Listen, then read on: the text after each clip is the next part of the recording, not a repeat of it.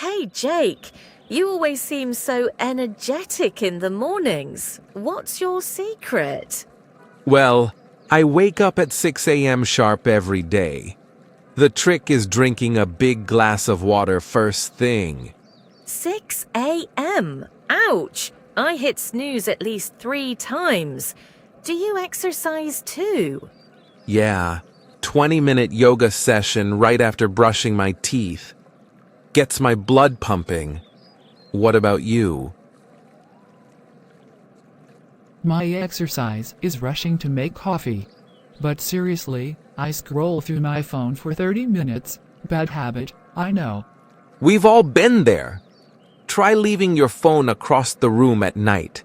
Changed my life. Genius idea. Oh, breakfast? Oatmeal with fruits. Quick and keeps me full. You? Sometimes just gulping coffee counts as breakfast. Emma, at least grab a banana. Okay, I'll try your water and fruit trick tomorrow, but no promises about the yoga. Baby steps.